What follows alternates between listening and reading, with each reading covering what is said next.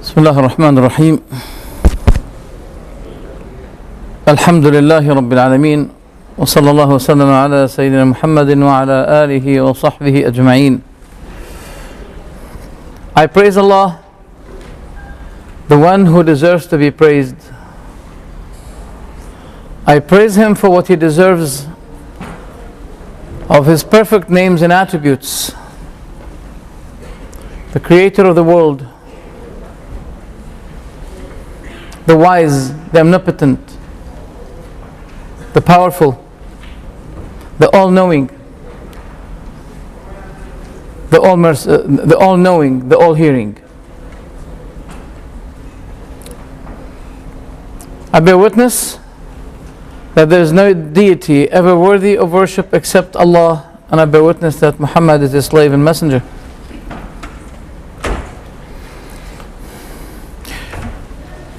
A question may be addressed. You need to be closer to the microphone again. Oh, okay. Because this is for the camera. I need tissue, please. Tissue.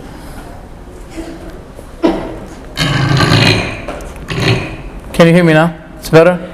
Okay. A question may be raised. Why do we say Muhammad Rasulullah? Don't we believe in Isa to be Rasulullah, Musa Rasulullah? We say that indicates the last testimony, the last prophethood on earth, which is the only available message on earth, which is the only available. If you're talking about the message of Isa, Musa, Ibrahim, Dawood, we all believe in them. There is no Muslim who can ever dare to deny one of them. But the message is not available. We're talking about the available message nowadays. And until the Day of Judgment, we believe that the message of the Prophet Muhammad ﷺ is the available one, which represents the messages of all the prophets. Since we believe that all prophets are brothers, they belong to different mothers, but their message is one, because the source that comes to them from Allah subhanahu wa ta'ala is only one. But the case is, there is a difference between an available message and unavailable message. The message of the Prophet Muhammad ﷺ is the available one. Or you may say, how can I make sure that a declaration given from the Qur'an that he is the last one? And until today, no one came to prove, not only to claim. There are many people, many false prophets who claim to be prophets, but they were proven liars.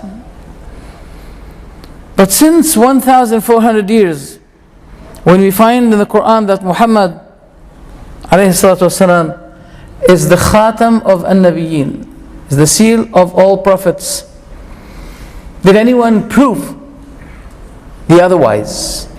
Until now, we say no. You want to wait? But wait a minute, you may die before that. You're not gonna live for 2 centuries, 3 centuries. Isn't 1,400 years enough for you? Or you want something more? Now, this is what we've been saying. We say that the Quran is the book of miracles. You know what I like with the Westerners? They love to read. They love to read.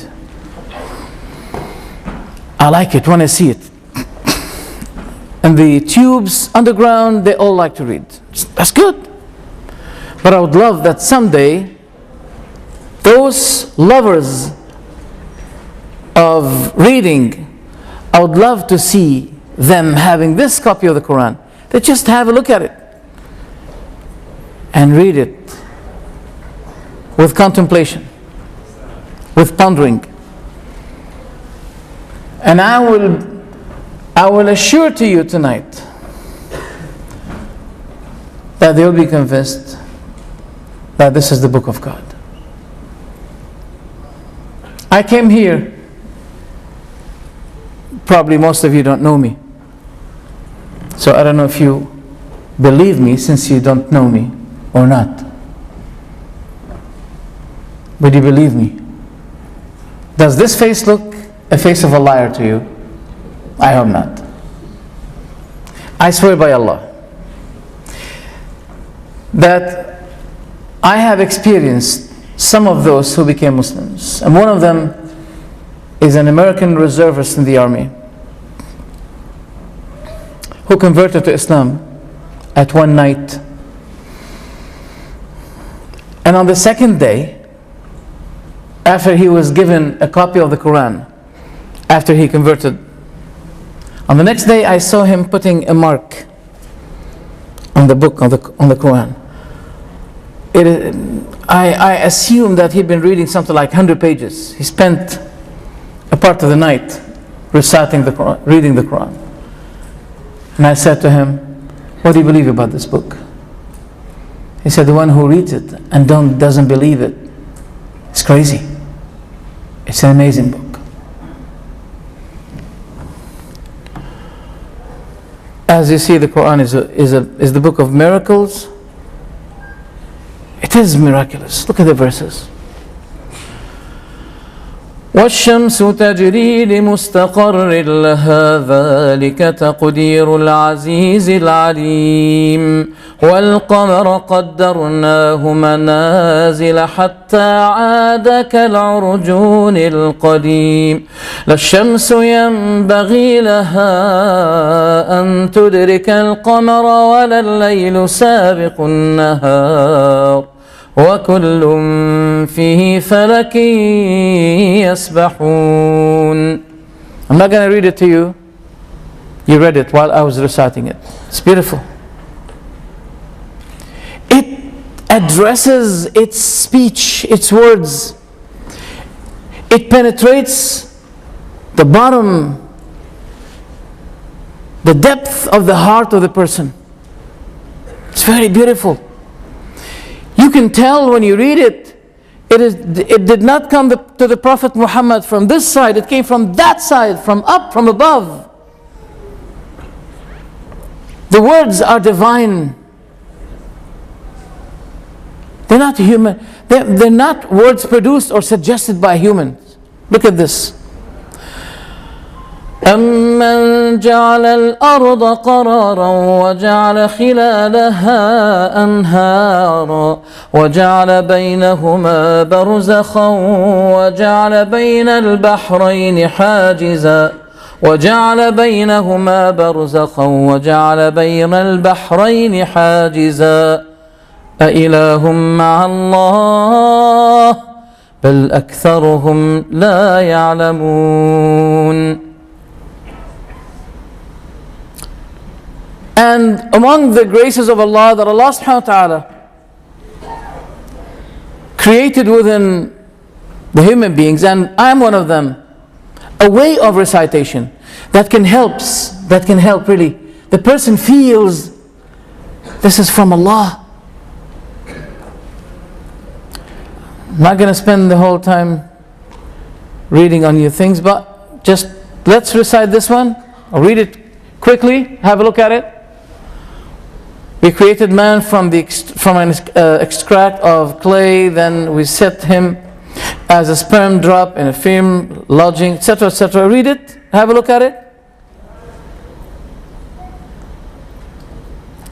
Then let's see the conclusion. These verses describing all the stages of well-ordered fetal development as well as others caused people like Dr. Keith Moore, one of the most respected embryologists, to confirm these observations in this book, in his book, The Developing Human, saying that the Quran has described this accurately and well before human science could ever have done it.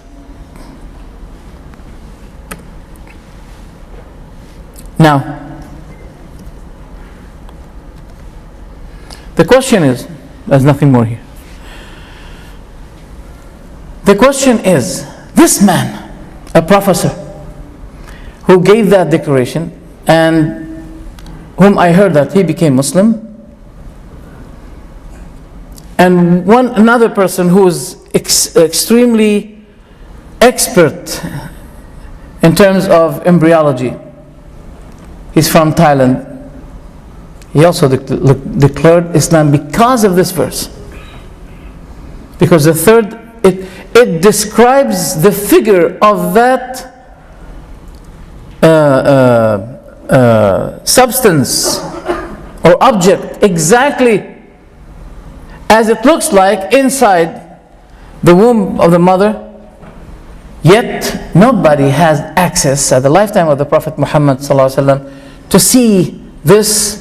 How did it look like? And the only way to have access to this is the last century. The last century, in the middle of the last century, they had access to this. And the third stage was described as a chewed substance, a chewed substance, a chewed substance. It looks exactly like a chewing gum. Third stage. And that third stage described in the Quran that it looks like a chewed substance. Who told the Prophet Muhammad about that? Now let's get to the topic. Sorry about that, I have many windows opened.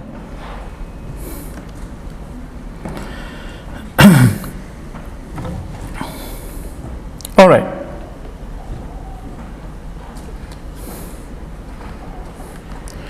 Some people explain or translate the word Islam that it is peace. It is not true. The word Islam is not peace. But Islam itself brings peace to the soul of the person. Yes.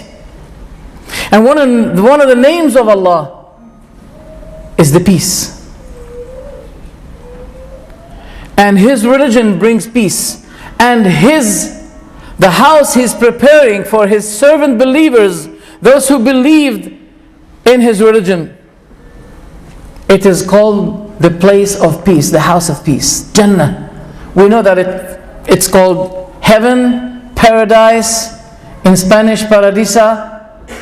But the name of this Jannah, heaven, in the Quran was described as the house of peace, in which Allah the Almighty had prepared for each righteous person a house in heaven.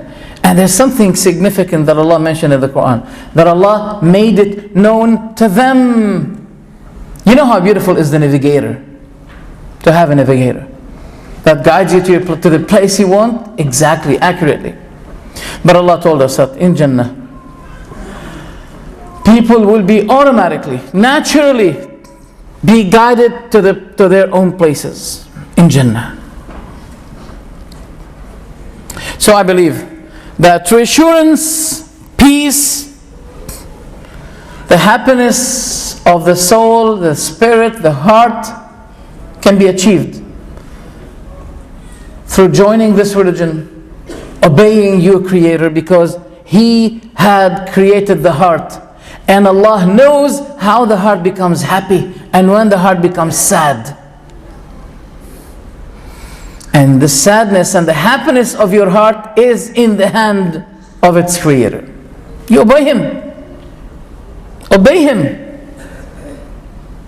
And you have beautiful life. Not only, Islam is not giving a solution, a lively solution, only how to live happiness, how to have a cool life here. But Islam is caring for you in this world and in the hereafter. Now, whoever says to us that there is no Creator, did he give a solution? What the solution he gives? Did he give me an answer to my question why I was created? He knows how I was created. He knows how the world was created.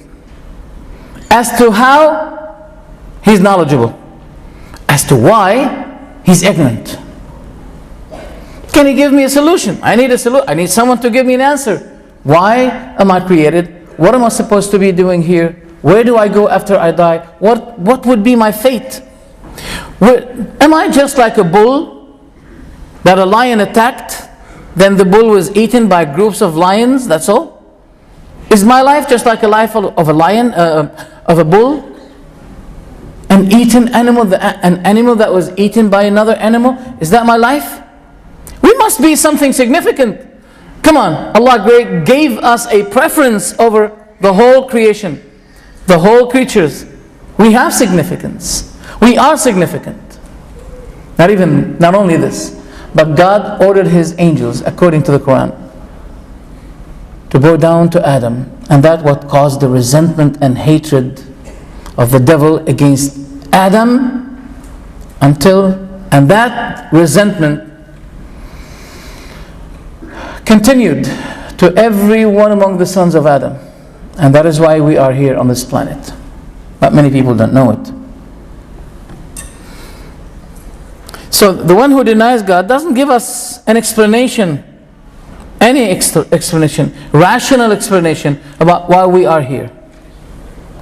As a result, people who do not know why they were created, what is their purpose in this life, as a result we find confusion, loss, suicide, the phenomena of suicide is a matter that people really are showing their concern about, but they can't find a solution to it. But you know what? In places like Afghanistan, in which people are living in a miserable life, poverty, no security, we don't find that phenomena of suiciding. But in very luxurious countries such as Sweden, we find Ukraine. In these countries, especially Ukraine, I think it was considered to be the first country. Statistics of suicide committing reached to the highest between Ukraine and Sweden. Why Sweden? People are living luxuriously. They have very high salary. Everything is given to them. Why would they be? I mean, when I come here if I know my own society, my own good Muslims, none of them had ever said this word, I'm bored, life is boring. But I heard it from many people. When I go to the West, people say that. Life is boring, I'm bored. One was asked, and I saw that on the TV, why do you have to drink? He said, I'm bored. I want to have fun. I'm bored. I want to be happy. Oh, so you're not happy. So drinking the alcohol explains the fact that you're not happy. You need something to make you happy.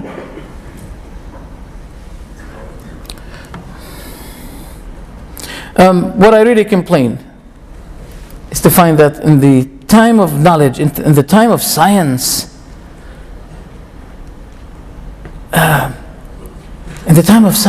God is being denied. While people of science, people of knowledge, people of technology, people of discovery, they're supposed to be the most believing people in God because of what they see, the wonders of God Almighty, the complicated creation even in ourselves. But for example, God said in the Quran that those who disbelieved, we will be punishing them. Whenever their skins, their leather, their skins are roasted, we'll be substituting them other skins, so they will be tasting punishment. Skin. You know, today it had been discovered that the nerves are placed, located in the skin. It used to be believed that it's in the flesh. Now they believe that it is in the skin. If this skin is burned, there's no more feeling for the burning. And God mentioned that in the Quran long time ago.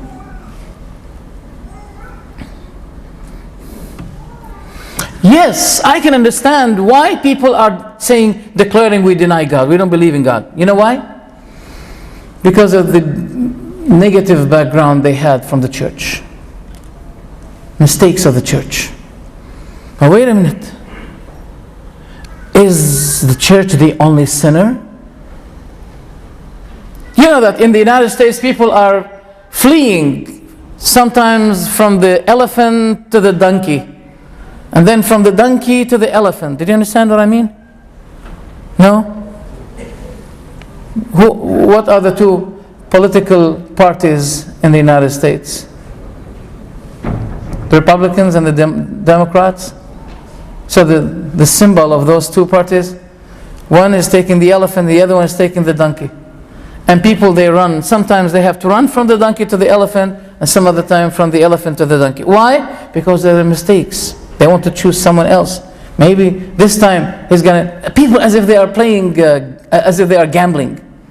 Sometimes they want to try their luck through the elephant group party, and because of their big horrible mistakes, they have to run to the donkey. So, did anyone say, I deny the politicians, I deny politics, I don't believe in politics because of the mistakes? No.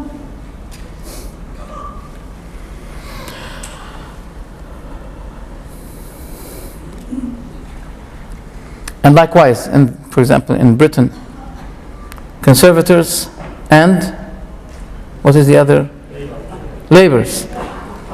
Sometimes labours, sometimes conservatives. Every time they make mistakes. So if those people in the church, they made mistake, I'm not justifying their mistakes. I know their mistakes. But I say, if they made mistakes, shouldn't you be rational enough to say, wait a minute, if there's something wrong here, I may find something, just like people running from the donkey to the elephant, try to find. I mean, don't say, finish, I put X on religion because of the mistake of those certain cult or group. This is unfair from you. That is their mistake.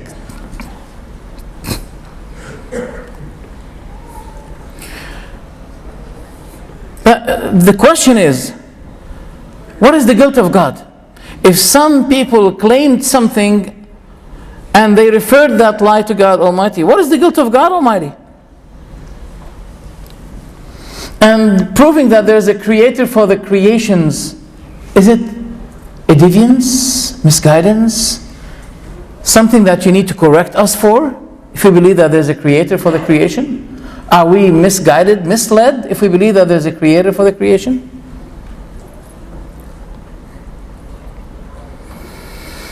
But suppose, some people say we don't believe in God. All right, let's put believing in God aside. Let's put it in a corner. Let's put it in a corner. There must be a power that created the world. I've been asking, last month I've been asking someone, do you believe that there's God or not? He said, let's say I believe that there is a power. I said, do you have any problem believing that this power called God? Are you going to pay taxes for this? Are you going to pay taxes for believing that there's God who's powerful, a powerful God? Why do you believe in, power is an attribute. But how can you believe in a power but you don't believe in the powerful one who has the power? Yes, if you believe that, you believe in a power, but someone has that power, someone is powerful, otherwise you're not reasoning. As those who made the mistake in Christianity, they're not reasoning, you're also not reasoning. When you say, I believe in a power, you're declining to say, I believe in the powerful, the Almighty.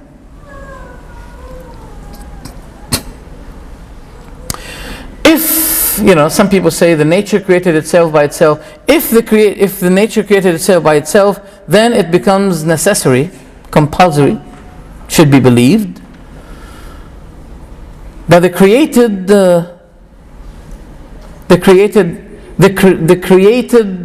is the creator. The creator and the created are one. I can't understand that. There's a great balance in the world. There must be a perfect, powerful God for the world. In India, they made a campaign against the snakes. They made it good. They got rid of a lot of snakes, but afterwards they had problem with a multitude of rats.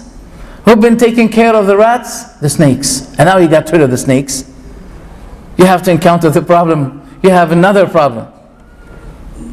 Who's taking care of that balance? The balance between creating females and males in the world.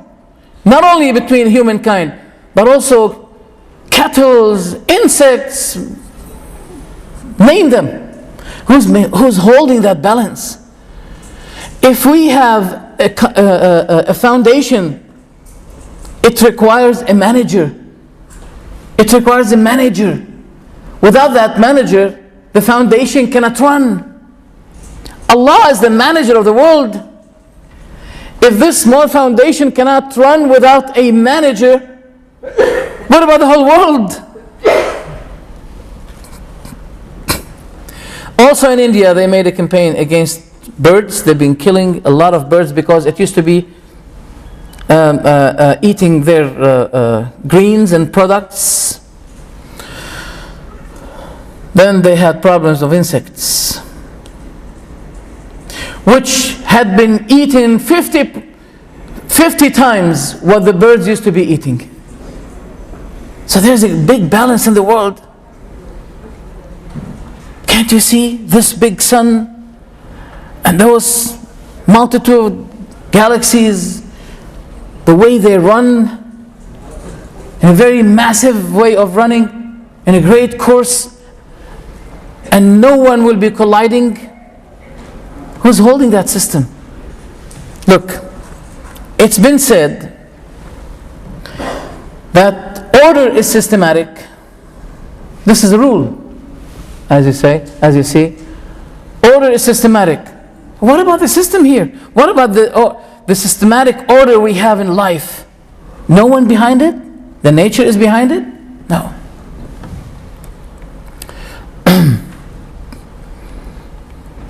But there's another thing now. If we denied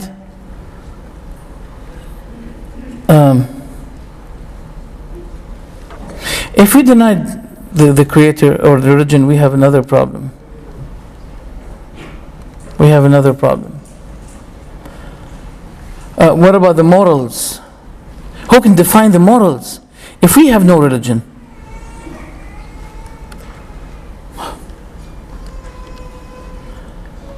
I mean, how can we differentiate? How can define what is halal, what is haram? In the place where I came from, UK, people love the word halal. I'm not talking about the Muslims, I'm talking about even the Christians, the non-Muslims in general. They love the word halal. Why? Halal food. It's very attractive.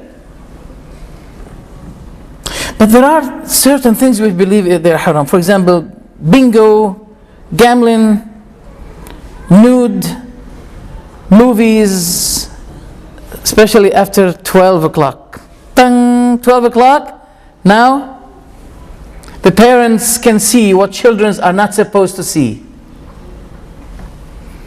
But they can't guarantee that the parents will be sleeping and the children will be opening the TV and watching what they're not supposed to be watching. Plus 18, I know you've seen that before.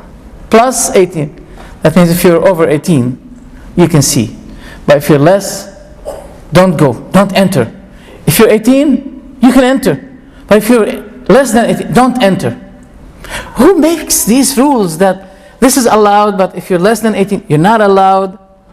When it becomes 12, The adults can see, but the children cannot see. Who's making these rules?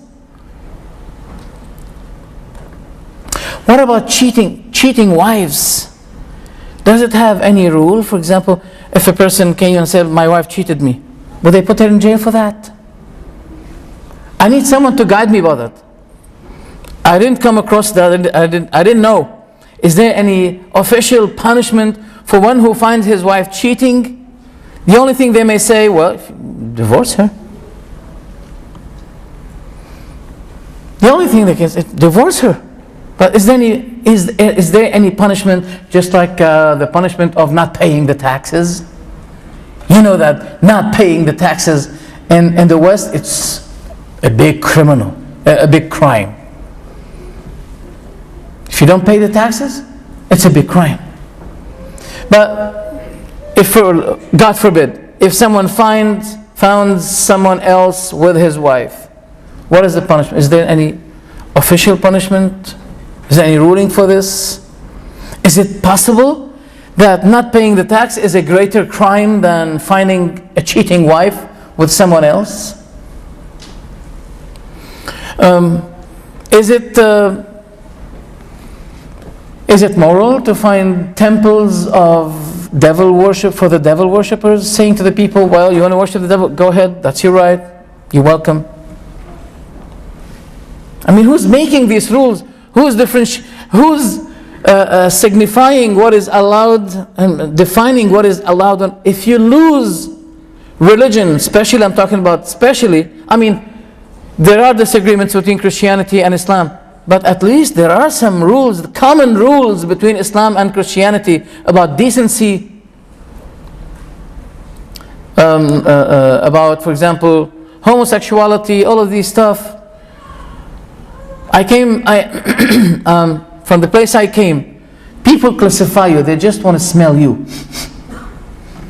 And they ask you about homosexuality. If you say no, see, he's not moderate.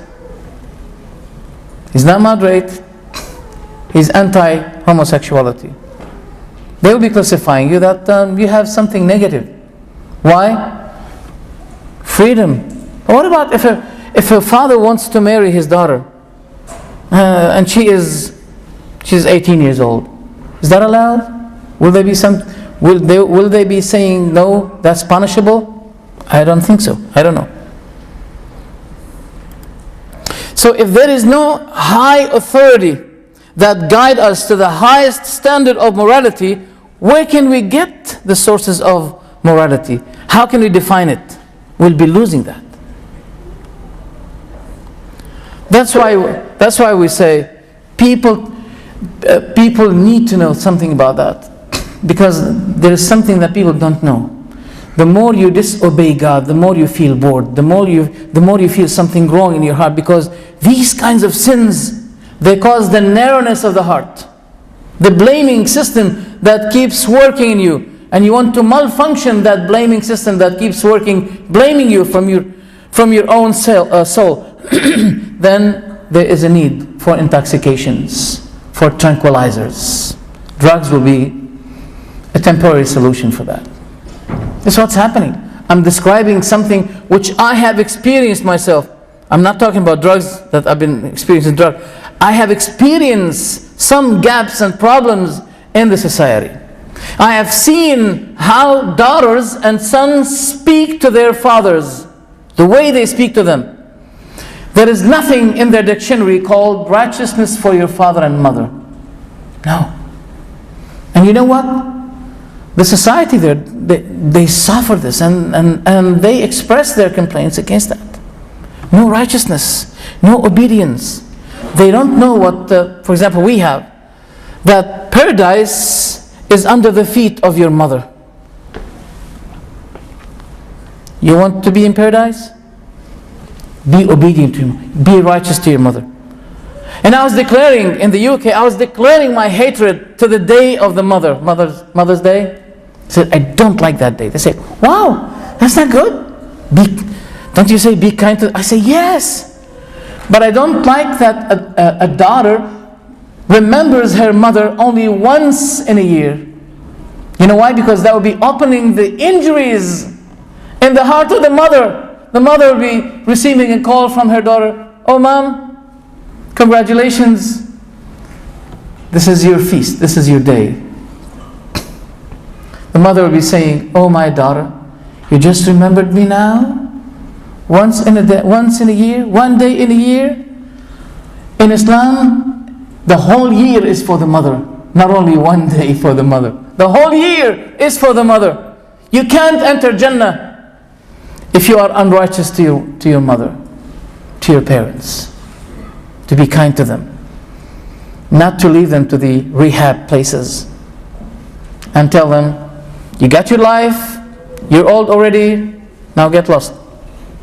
You put them in the rehab.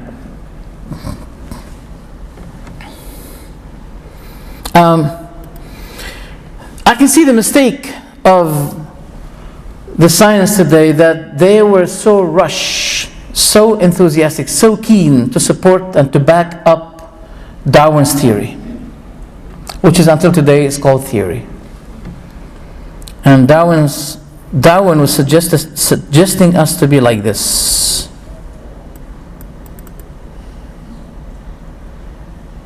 That was a suggestion.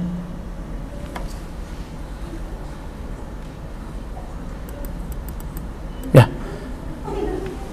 Hey, Pa. Oh, my daddy. That's my daddy. That's my dad. That's what he said. This is your father. You want to know your father? Here. That's your father. That's a suggestion. That we came from that source. That's our source. Now we can see this immoral. Because in the Quran, Allah ordered His angels to bow down to Adam. So we were given honor. Darwin doesn't say there is no God. But Darwin vanishes the belief in the purpose of our creation. There's a purpose. But when we were created like this, then we became like this. So that means, as if he's telling us, there is no purpose of this life. Don't waste your time. You were a cell, then you became a fish, and you were evoluted from fish to become a monkey, and here we are now.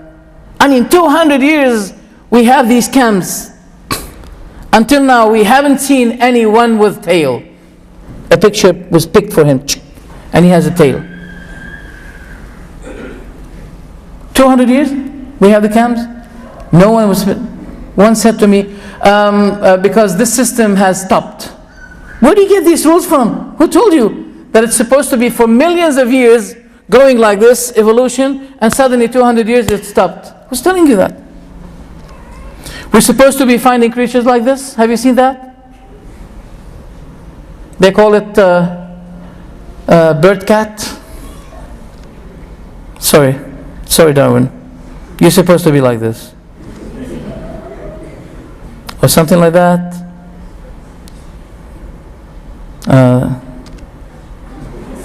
Something like that.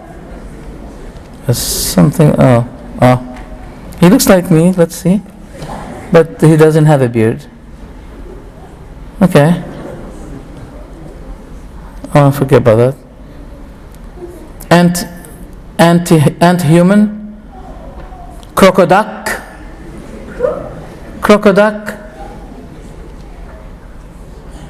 What a nice bird, but the face, I don't like it. You know, things like this. We're supposed to be finding creatures like that.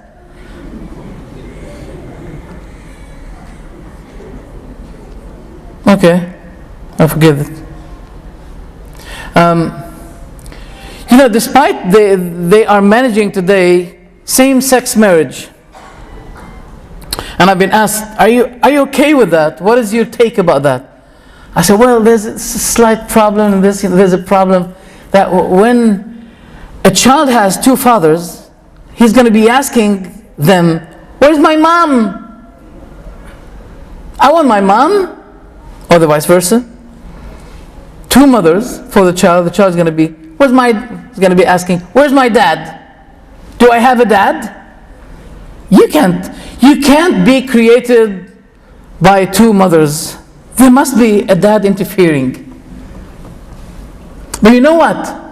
Despite that, there was a big attempt for coping monkey with a human being to find out whether they can reproduce, but all results were negative. But there are species of dogs, for example, they can let them meet together and they can have certain kinds of, today we have liger. Have you heard of the liger? It's a result of a combination between tiger and lion. So they had a child, a cub, and they called the cub liger, not tiger. Even between these types of species, you can have something, but between mankind and the monkeys, they could not have any result. At least we don't want to see a tail. We want to see a child as a result between mankind and monkeys, but we don't find anything. Why it stopped? Now this is not a point today, but I wanted to mention that. Let's forget about it. Let's forget about it. Now I don't want you to look at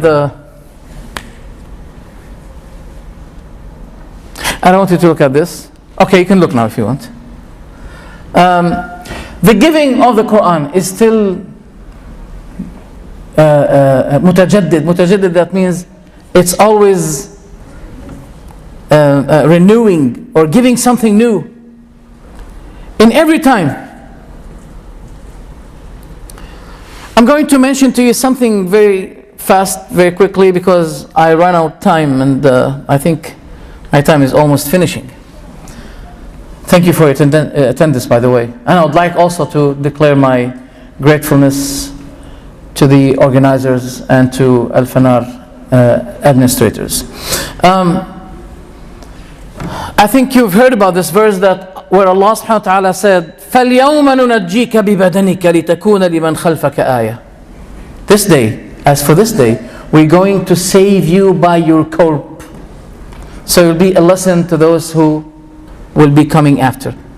This was an addressing from Allah subhanahu wa ta'ala to Pharaoh. Pharaoh was drowned and his body was saved. France requested from Egypt to bring the corpse of Pharaoh.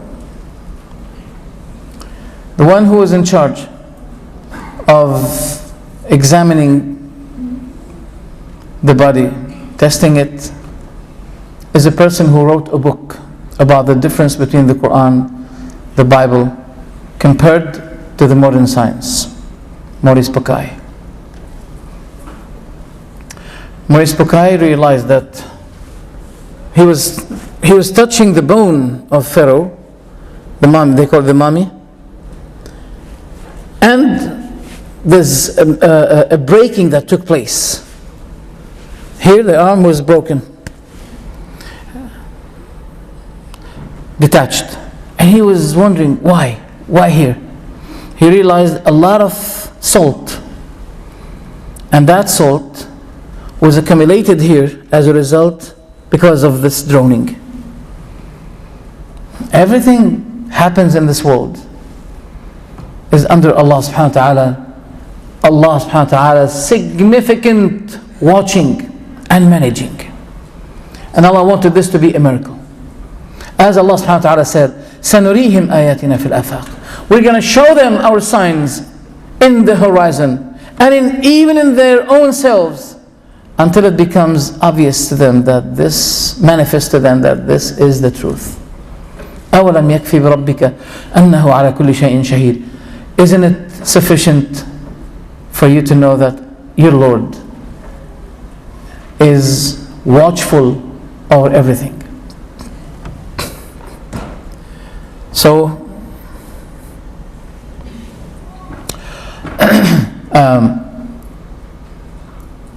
they discover that this is the mummy. This is This is the body of Pharaoh, which was drawn. Note here that Allah said, your body is going to be saved. And you're going to be a lesson for those who come after you. That is a challenge. And that challenge has been met. As a result, we see today, his body is preserved.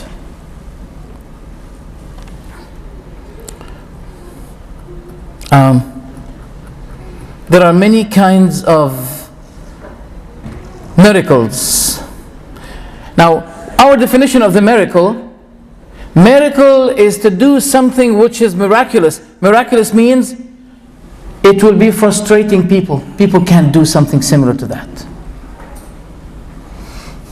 Now, as for Jesus being a God who has taken a form of a mankind, is this miracle? We say that the miracle is to show something miraculous, something powerful, that people will be frustrated from doing something similar. It will be extra power. It is an extra power, superpower. A woman said to me, don't you believe that God is unlimited? I said, yes. Don't you believe that God can be a man? Since you believe that God is unlimited in his power, I said, yes, I believe that God is unlimited in his power, but that's why I believe that God cannot become a man, because man is limited and God is unlimited. So, miracle means superpower, not super weakness. And what we saw regarding the reports about Jesus, may Allah's peace and blessings be upon him, that he was weak and he was hiding always from his enemies. But when we talk about miracle, we're talking about superpower. And the Quran contains miraculous forms and things that we're going to bring something in brief. But don't forget what Allah the Almighty said, that say, O Muhammad, if the mankind and the jinn kind were all together to gather themselves together in order to produce something the like of this Quran, they won't be able. Even if there were groups over groups, gathering groups over groups, conspiring all of themselves to bring something similar to the Quran, they won't be able to do that.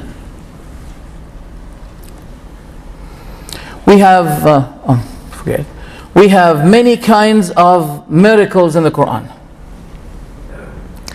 What we call it al-i'jaz al-tashri'i, miraculous, or the miracles of the Quran in terms of law making. It's miraculous, it's perfect.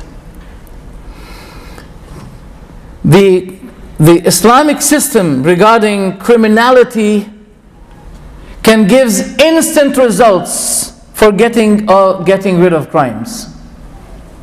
Instant results. Economically, can give instant results economically.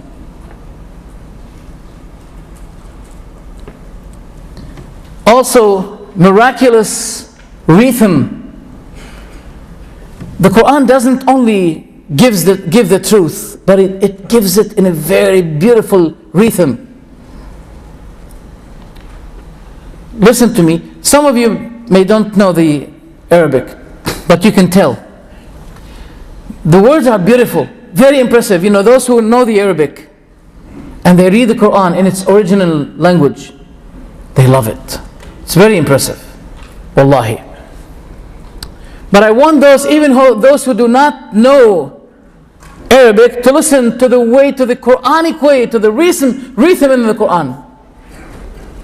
ذرني ومن خلقت وحيدا وجعلت له مالا ممدودا وبنين شهودا ومهدت له تمهيدا ثم يطمع أن أزيد كلا إنه كان لآياتنا عنيدا سأرهقه صعودا إنه فكر وقدر فقتل كيف قدر ثم قتل كيف قدر ثم نظر ثم عبس وبسر ثم أدبر واستكبر فقال إن هذا إلا سحر يؤثر إن هذا إلا قول البشر سأصليه سقر وما أدراك ما سقر لا تبقي ولا تذر لواحة للبشر عليها 19.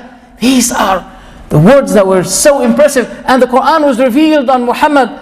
He was illiterate, while people used to be speaking poetries. Even if a husband wants to, if he wants to say to his wife, bring me food from the kitchen, He put it in a poetic way.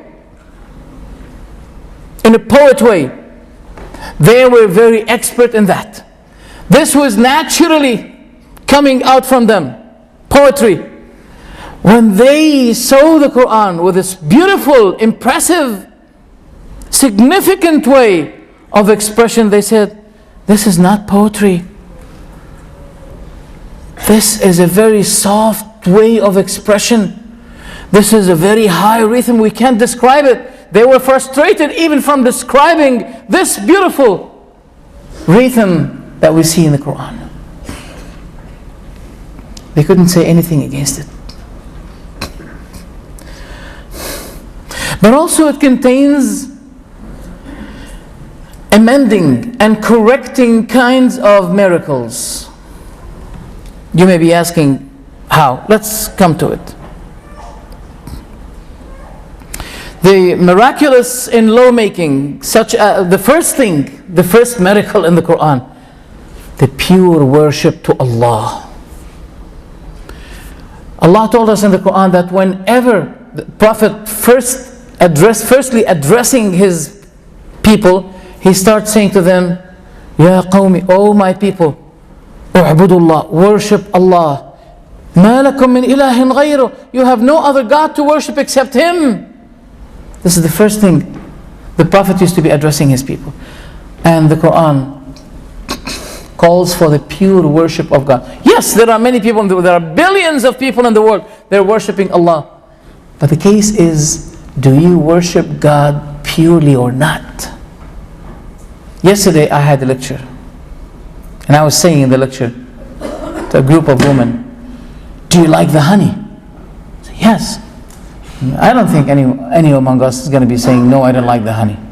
We all love the honey. But do you love a pure honey or sugar honey? Sugar honey? No. Pure honey. There's a natural answer. Pure honey. Allah wants your worship to Him as pure as the honey you love. Allah loves that you worship Him alone, as the pure honey you love. This is a miracle in itself, that Quran invites people to worship Allah alone. Look what Allah said in one of the verses. إِنَّ الَّذِينَ تَدْعُونَ مِن دُونِ اللَّهِ عِبَادٌ أَمْثَالُكُمْ فَادْعُوهُمْ فَلْيَسْتَجِيبُوا لَكُمْ إِن كُنتُمْ صَادِقِينَ. Those whom you call, invoke apart from Allah, they are the like of you, they're human like you. So call them and let them answer your call if you're telling the truth. This beautiful Quran is bringing people out from the worship from man to let it a worship from man to his creator, Allah the Almighty. Also in the Quran we find a complete system. It consisted of many chains of beliefs. You cannot cut one from the other. Not all people are happy with Islam, especially nowadays. The system of riba is spreading all over the world. And Islam, since hundreds of years, it's still steady. It does not change the concept of prohibiting the system of riba, interest. Because it's a system that thereby the rich people and the rich and lazy people, they take advantage of the desperate poor people. You can't deny about that. I mean, I don't know if you know about the mortgage system. I used to call it mortgage system. Mort. It has a death. People are really dying with this. You want to have a house? No problem. We can give you a house. You'll be continuously paying for 25, 30 years. And if you were to find someone to give you a good loan and to pay him, in installment, it won't take with you more than 5 years. My dear, you're paying extra 20 years And this will be for the riba, for the interest. Yes, you have a house, but your whole body have been shaved. Your blood have been sucked. Many people, they committed suicide because they got involved in this system. And they ended with it, declaring their bankruptcy, and they didn't know what to do. Many people.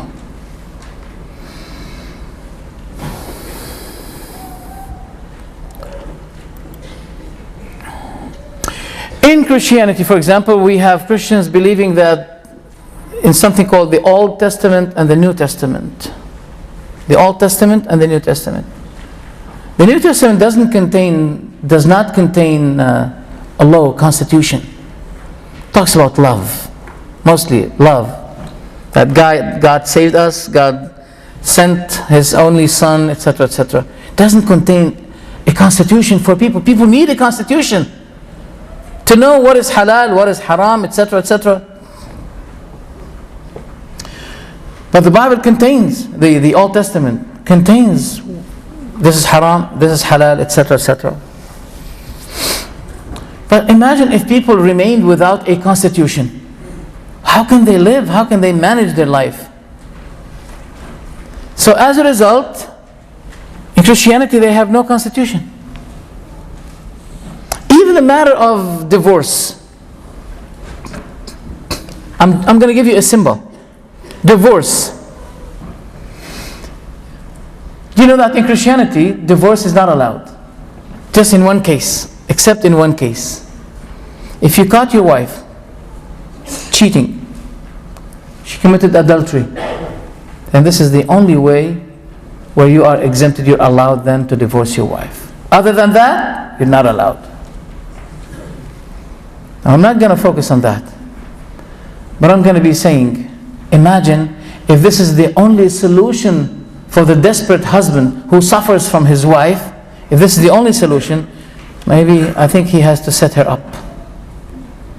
This is the only solution, to accuse her that maybe she was committing adultery. That's the only way to get out from having the trouble of being with her. Many women, they have many problems. So is this the only way? Is this a solution? To find her with someone? In Islam, divorce is allowed, but this is the last resort. It's the last card, the last solution. When there is no other solution, this will be the last solution. I know that some Muslims are misusing this authority. And those who do that, they are responsible. It's just like a policeman has a gun. Doesn't mean you can shoot people at any time you want. You're responsible. If you misuse this authority, you're responsible. You'll be blamed by Allah. Islam has a great balance between the spiritual needs, the needs of the spirit, and the needs of the body. It has a great balance. You have 5 times a day performing the prayer.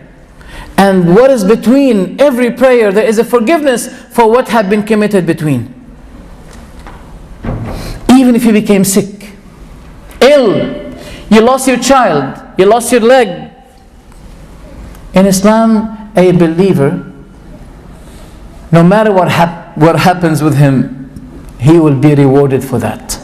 Look at the story. A son of a righteous man died. The angels grabbed his spirit. Then Allah was asking the angels, did you take the spirit of the son of my servant? The angels said yes. Did you take away his kidney from him?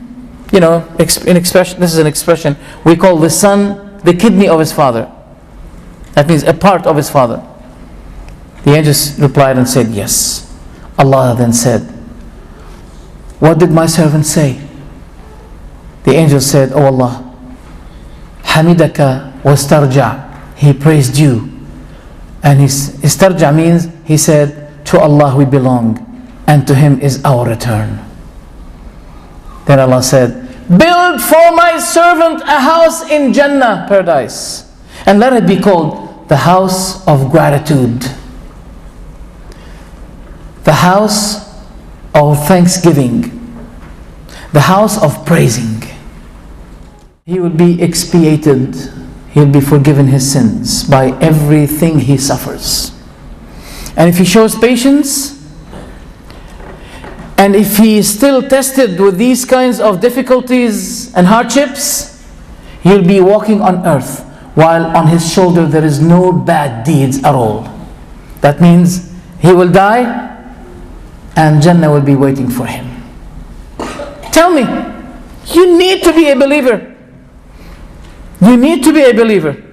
Nothing happens to you in this life, but it will be counted for you.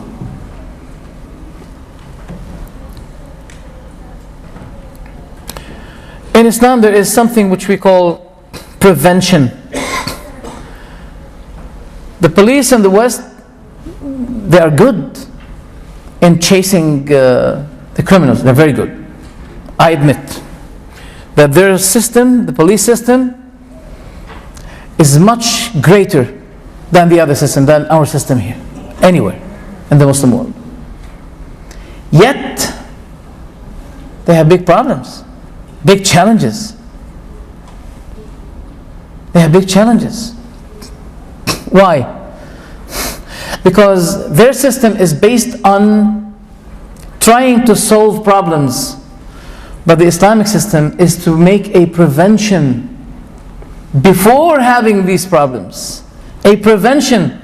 And we have a saying, an example, it says, dirhamu wiqaya khayrun min qintari ilaj.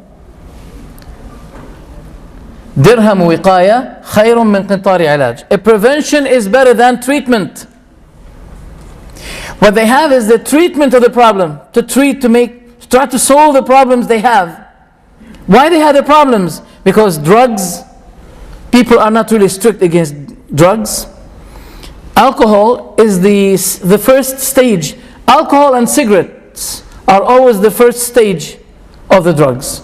When you smoke, this is the first step of the drugs.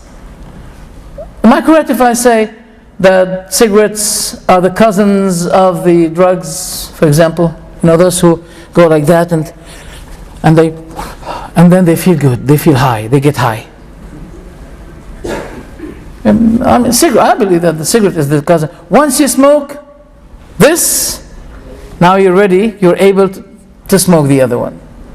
So when these elements, these things become in the hands of in the possession of people, what do you expect as a result? How many beautiful small girls? I saw two beautiful, gorgeous girls. They're something like 8 to 10 years.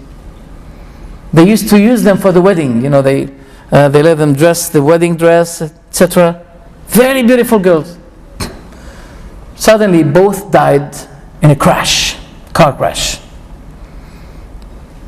And the reason is the alcohol. The Prophet Muhammad said, sallallahu alaihi wasallam, "La tushrik billahi shay'ah." Never set up partners with Allah, claiming that Allah has a son or a daughter or etc. La tushrik billahi shay'ah. Never set up partners with Allah. Wa in qutti'ta wa in hurriqt. Even if you were to be burned or cut in pieces, never. وَلَا تَشْرَبَنَّ الْخَمْرِ. And never drink the khamr, for it is the key of every evil act. فَإِنَّهَا مِفْتَاحُ كُلِّ شَرٍ. Now, I'm going to address my words to those who do not speak Arabic, and especially to the non-Muslims, if we have. Now, have you heard, for the ladies and gentlemen, those who do not speak Arabic, those who are not Muslims, have you heard of the word khimar? Yes or no? Yes, khimar. What does it mean? The veil. Khimar. Okay. Khamr means intoxication. Don't realize, you don't need to be expert in Arabic or to know Arabic to realize that they're so close to one another. Khamr, khimar. Is that right? Khamr, Khimar. What is the meaning? Khimar is the cover. Khamr is the covering, the coverer, or the cover of the brain. That's why we don't call the alcohol khamr only, but we call all the kinds of drugs khamr. We call it khamr for all, not only for the liquid substance, no, for a smoked substance, or even the pills, Valium 10, LSD, etc., etc. All of these stuff we call it khamr, because it covers the mind. Once it covers the mind, finish. The person is ready to do every evil act. And we've been told by the Prophet Muhammad sallallahu alaihi wasallam that a king had a prisoner, and he said to the prisoner, you have two options: either to die, or to drink alcohol, or to kill, or to steal, or to fornicate. Take your choice. He said, do I have a choice that I don't do anything? He said, no. The other choice is to die. So the man was thinking, which is the least evil? Killing, it's very hard. Stealing, it's very hard. Fornicating, it's very hard for him. Let me drink some liquid. I mean, that's the least evil. I'll drink alcohol. Then he was drinking the alcohol. Then he had done all the other three, because he took the key of evil, the key of corruption. So once we allow people to have these kinds of the elements of corruption, then we'll be facing big problem. And we have to have a very good police system in order to get rid of these problems. But in Islam, no. We don't say to the people, what's wrong if a man and a woman sat down together in one room? She's his roommate and he is her roommate. Don't they have a strong will? If they doesn't want to touch one another, khalas, finish, no problem. But we've been told by the Prophet that there are no two who meet like this separately, together, in one room, in one place, away from other people, but the devil will be the third. So we take precaution. We've been told in Islam that the means of what is haram become haram. Al-wasilatu ila al-harami haram. Okay. Right. The Quran has a correcting system. Like, for instance, we've been told by the Bible that Mary was found pregnant before she was touched by Joseph the carpenter. She was found pregnant. Okay. But we have a problem. We have the family tree, family of descendants in Matthew, in Luke. They agree on Dawood, both Matthew and Luke. But as to Dawood, they disagree. Matthew gives 28 fathers for Jesus. Luke gives 42 fathers for Jesus. Now they agree again on who? On Joseph the carpenter to be the father of Jesus Christ. If you ask a Christian, how do you solve this problem? There's no problem. He's the adopted son of Joseph the carpenter. Where did he find him? You say he's the adopted. Where did he find him? Where did he get him?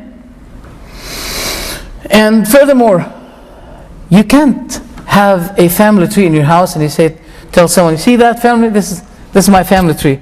All right, who's your father? He's my stepfather. He's my adopter. He's my adopting father. What? So what is the value? What is the reason of having this family tree? It's not your family. It doesn't belong to you. So they put the family tree for Jesus Christ. It ended with Joseph the carpenter. Yet Mary was found pregnant before Joseph the carpenter had touched her. If I'm a Muslim, I'm not going to take bad advantage of this, because I love Jesus Christ and his mother, and Islam told me this, obliged me to do that.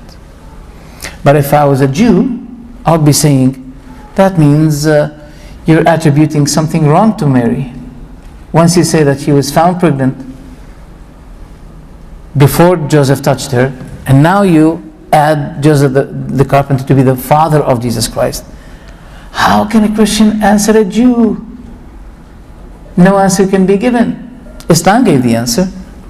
Islam always called Jesus in the Quran the son of Mary. He refers him to his mother because he has no father. And people sometimes, they're very naive. He said, well, since he has no father, well, God is his father. Since he has no father, God is the father. I mean, just simply like this. But it's very hard to speak about Allah something without knowledge. You can't speak against a president without knowledge. You're going to be sued. You cannot speak against me without knowledge. You can't talk about me without knowledge. How did you allow yourself to speak about Allah without knowledge? Since this person has no father, okay, God is his father. So where's the solution? The Quran gave the solution. The Quran gave us many facts about Jesus Christ. For example, God ordered Mary to keep eating in her, a pregnant period, to keep eating from the ripe dates. Now we live in Qatar. When the dates will be ripe, in 25th of December? No way. No way. When the dates will be ripe? September. In September, not December. Does this mean to you anything? Well, go to the websites and look for Christian websites, non-Muslim websites. Write the word Mithra and put 25 December. You're going to be shocked. Mithra, Jesus, 25 December. You're going to be shocked.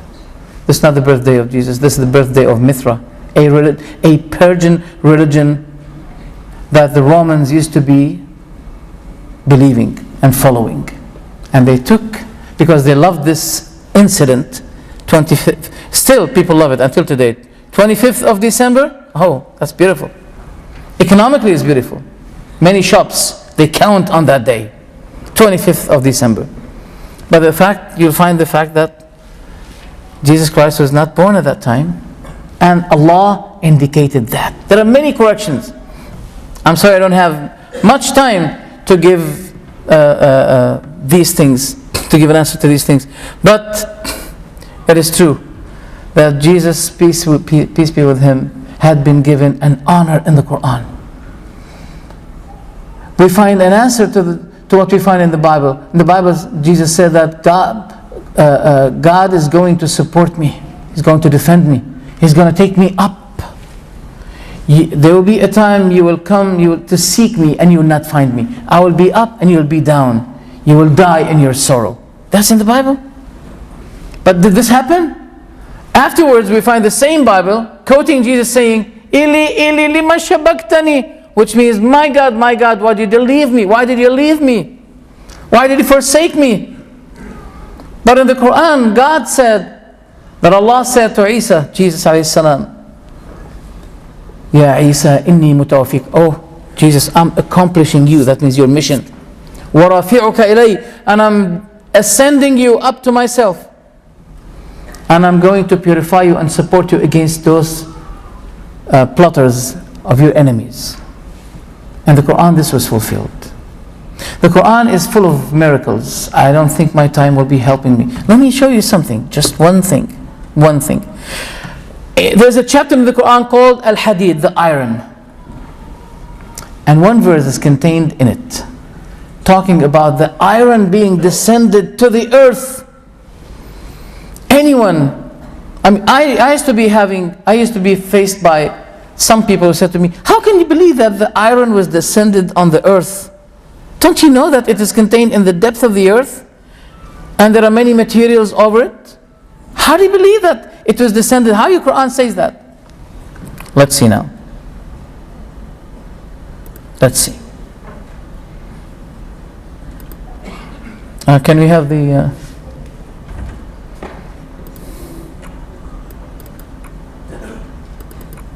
I'll give you one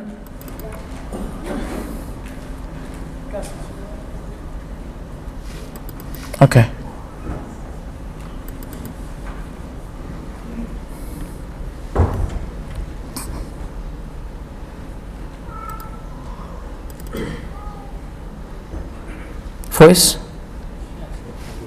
There's the voice? The voice? Oh yes, there is, it's coming. For the first life on earth.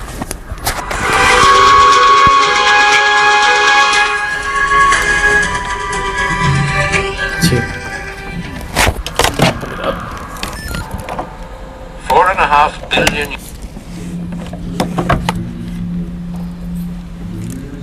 Gaseous clouds of the planet still hot from its birth, the atmosphere is dense snow. The early planet was probably only a tenth of the size as it is today. But it was to grow, and that chance and violent growth will prove crucial to life's history and to what we are today. The early solar system is far more crowded than now.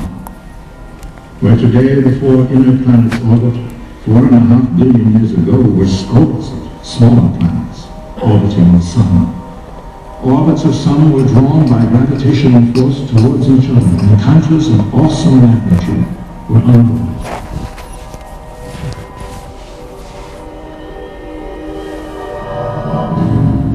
The force and heat of those collisions melted the rock, but gravity would hold the two together and then weld them into one. With each collision, the planet would grow larger.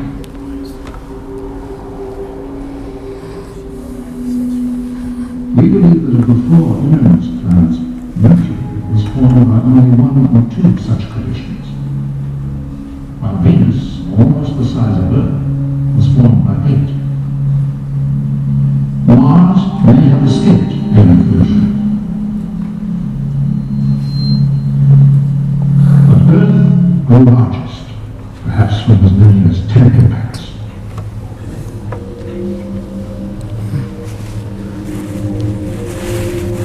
And the last impact, 4.5 billion years ago, would have a profound effect upon our world.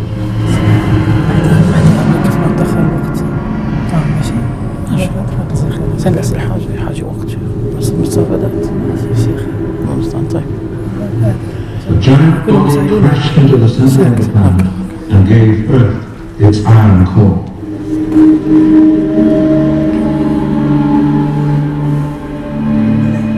The lighter debris was cast off into space, then drawn into orbit around the enlarged planet.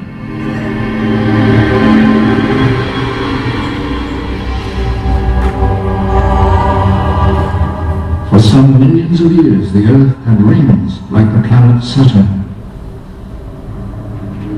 Smaller collisions continued, and from that debris was born our moon.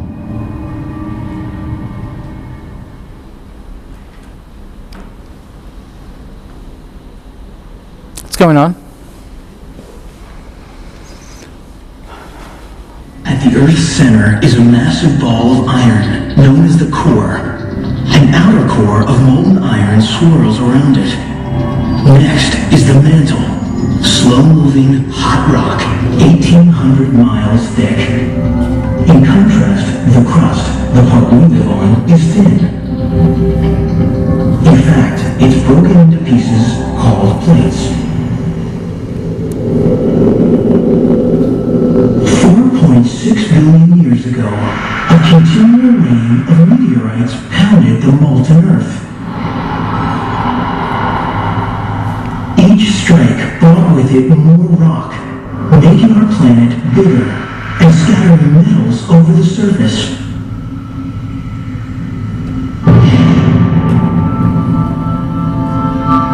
Then, a giant asteroid struck.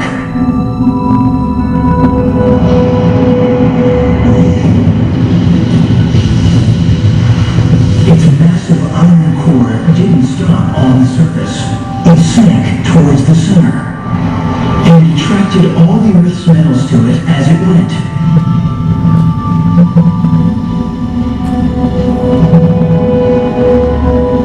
The asteroid's lighter, rocky debris went spinning around the Earth. The fragments were drawn together by gravity. Within a year, they formed our moon.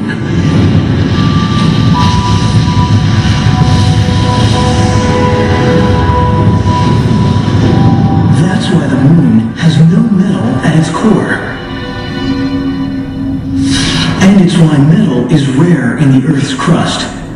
It arrived much later, in meteorites from outer space. If we want much more metal, we must go to the Earth's core. It's made mostly of iron and nickel, but 1% is gold. That may not sound like much, but the core is so vast that its gold could cover all the land on Earth, knee deep.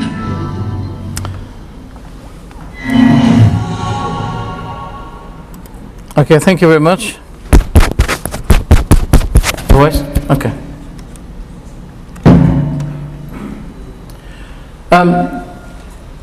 This verse, as you see, we have descended the iron, descended it to the ground, to the earth. Where it can be found, if someone wants to find it, to find out where it is, in order to contradict the Muslims or to tell them, wait a minute, how the Quran says, it's in a chapter, the whole chapter called the iron. So it wouldn't be any difficult or hard for people to find, where is that verse? It's in a chapter called the iron. The question is, how Muhammad know about that? This is the body of Pharaoh. When God the Almighty said to Pharaoh, he quoted Pharaoh saying something. Okay. He quoted Pharaoh saying, now I believe, when he was droning, the moment he was droning, now I believe in what the people of Israel believed in. Then God said to him, now, after all you've been corrupting and you disobeyed, فَالْيَوْمَ نُنَجِّيكَ بِبَدَنِكَ, this day we're going to save you by your corpse, so you'll be a lesson for the generations that come after you. Wasn't this fulfilled? Yes. You know, I have a lot of things to say, but I don't have the time. I like the time. A lecture like this requires something like 2 hours, not 1 hour. But anyway, what you cannot achieve 100%, at least give some of it. It doesn't matter. The Prophet Muhammad ﷺ mentioned many things. I mean, one of the things, the Quran mentioned that there used to be a fight between the Persians and the Romans. And God said that now something about after the Persians defeated the Romans, Allah revealed verses saying that the Persians defeated the Romans, but the Romans are going to defeat the Persians in couples of years. Now the people of Mecca, the pagans, the enemies of the Prophet Muhammad, they said, what? The Persians are stronger than the Romans. How dare you say that? So they said to Abu Bakr, the companion of the Prophet, do you want to bet on that? He said yes. That was before, betting was, it's in Islam disallowed. But at the early time of Islam, nothing was talked about that. So Abu Bakr said yes. The Prophet said to him, say yes to them. The Romans are going to be defeating. So they said to him, how many years you give us, Abu Bakr? He said 6 years. They waited 6 years and nothing happened. And the companions they blamed Abu Bakr for saying 6 years. At the beginning of the 7th year, there was a big fight between the Romans and the Persians, and the Romans defeated the Persians, as the Prophet Muhammad said. The first fight took place between the Prophet Muhammad and his enemies of Mecca. The Prophet said, a day before the occurrence of the fight, the Prophet was talking about the leaders of Mecca. He said, Abu Jahl is gone, his death will be at that place here. Al-Walid al-Mughira is going to be here. And he was spotting the locations of the death of those leaders of his enemies. On the next day, when the fight took place, those people died exactly where the Prophet pointed out. Many things. I can't carry on with this. I know that you have a limited capacity to receive, but when the night becomes late, I don't think neither me nor you can bear that. So I would like to thank you for your attendance. Maybe inshallah we'll be having another chance to have series of facts about this issue. But inshallah in I don't know when, if we remain alive. May Allah subhanahu wa ta'ala reward you. Thank you for your attendance. If you have any question, I'll be happy, glad to. Sorry. Okay, if anyone would like to come forward and ask a question. Oh, okay. The brother will be going for those who have. Okay, inshallah. Yeah.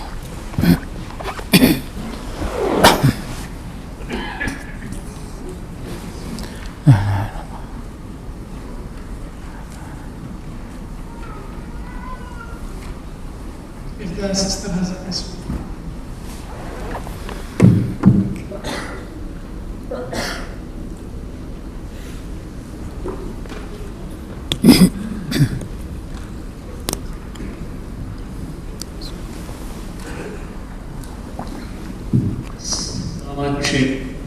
Salam The question is, all that I have on is what I must have is with regard to punishment. Now, whoever who is dead goes to hell, whoever who is good goes to heaven. Prior to Prophet's birth, like 1,400 years ago, I mean, there was a lot of adultery, there was various nefarious activities taking place before his birth. So what is the fate, or what was the fate of those people who were living at that time before or prior to Prophet Muhammad's birth? Would they all go to hell? This is my question. Okay, thank you. So you're talking about the fate, F-A-T-E, the fate of people who preceded the Prophet Muhammad, who preceded Islam. Will all they go to hell? Is that your question? We believe that prophets are Muslims, and Adam was the first prophet. And what we say about those who refused the prophethood of Muhammad, who is one of the prophets of Allah, those who had received the message and refused it, we believe that they will be in trouble, because Allah obliged people to believe in the last prophet as He obliged them at the lifetime of Jesus to believe in Him.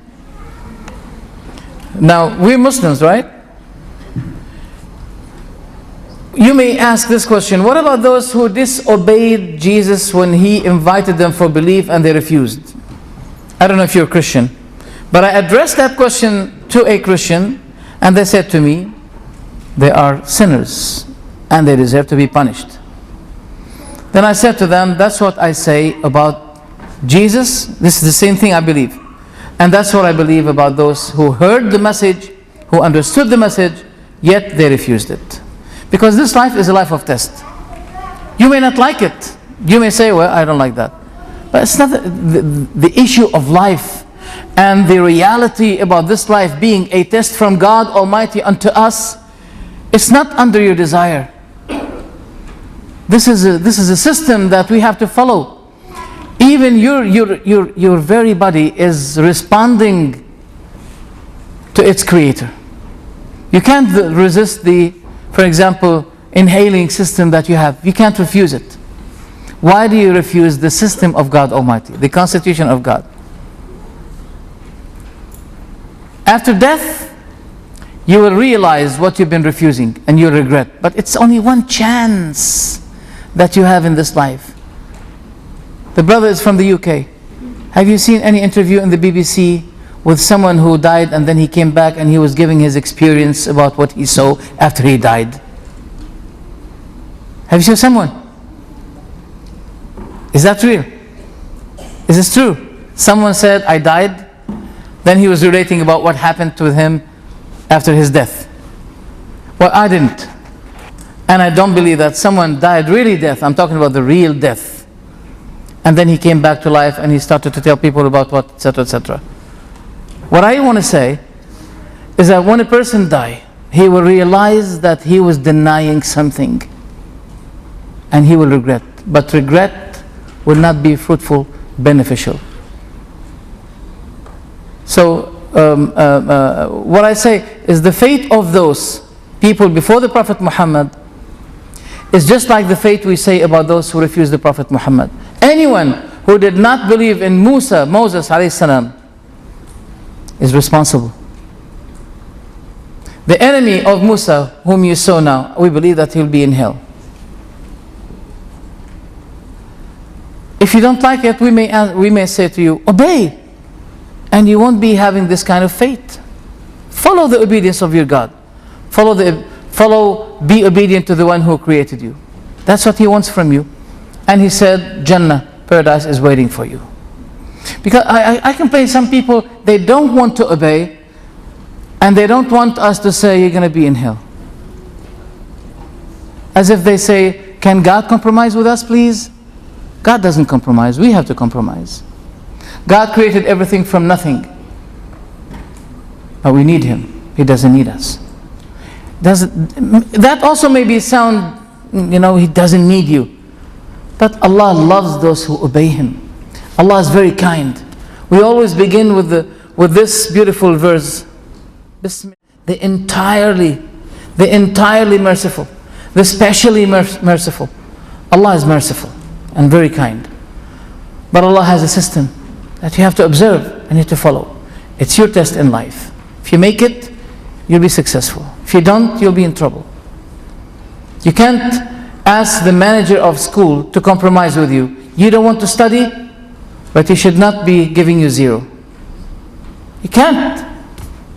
How much more about the God, the creator of all? I hope that answers the question. Thank you very much.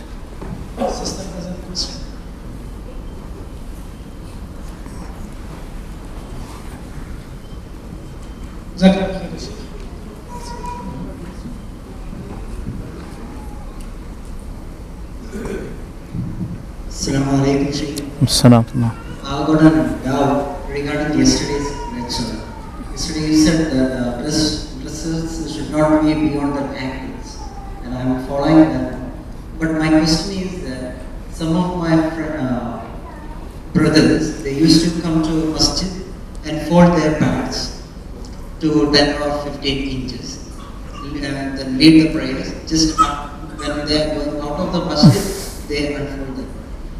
My question is that whether they are doing due to the ignorance, or is there any fatwas regarding that? We have to observe that we have to confine ourselves with the subject of the Qur'an and its miracles. Now this is a fiqhi question that we're going to deal with it in the mosque, not here. But you should not be doubting what I said, because I did not say only one thing. I was quoting what the Prophet said. Okay, so I was quoting. So as a Muslim who believes in what the Prophet said, and I said it's authentic, where the Prophet said something that you should not be lengthening. I'm not talking about a woman at that time, no, about men. Men should not be lengthening it beyond or beneath the ankle. They should not be doing it. If you find someone who do that, that's his contradiction. He's not. Not every Muslim is really submitting himself as he should be, due to the indicating conditional name that he is carrying, and that is Islam, submission. When we say you are a Muslim, that means you have given. Today, if you want to subscribe in a web page, they say to you have to read the conditions and check. In order, if you don't put the check, that means you agreed the conditions. You can't subscribe in that website. And also, if you want to call yourself Muslim, that you have to know that you have complied to the conditions. And the very word Islam and Muslim, it gives the condition by itself, just like the check you put. When you say yes, I accept it to be Muslim, that means I have declared my submission to God, my obedience. If this is the case, then you have to be submissive. Those who do not do that, they are tested, because there are two types of people, in my perspective. There are those who did not accept Islam, they are tested whether they accept it or not. But there are other types of people who are subject to another test.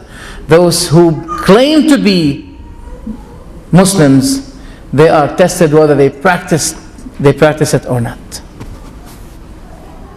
This is an answer to those, to those Christians when they see a contradiction between the beautiful teachings in Islam, and the non-practicing of the people. Islam, for example, ordered that people should be equally treated, no racism. But when we see racism from certain people, those people are contradicting themselves when they say we're Muslims, but they do not follow Islam in its instructions that they should all be equal. So this is contradiction from people. Jazakumullah khair.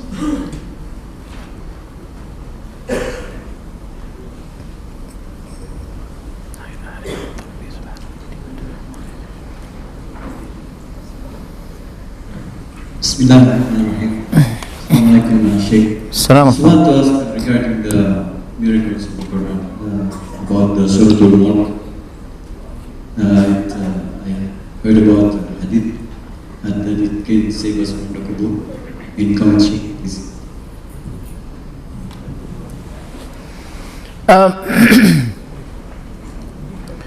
Okay, the question is about chapter Al-Mulk, that it saves from the punishment of the grave.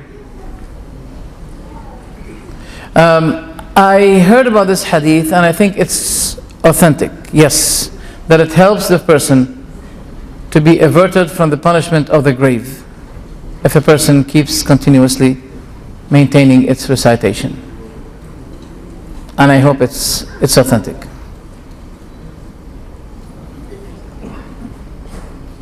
Another question? Okay, I'd like to extend my appreciation for all of you for attending this lecture, and I'd like to extend also my appreciation first to each one of you and to the administrators of this place. May Allah reward you all. Thank you very much. Wassalamu alaikum wa rahmatullahi wa barakatuh.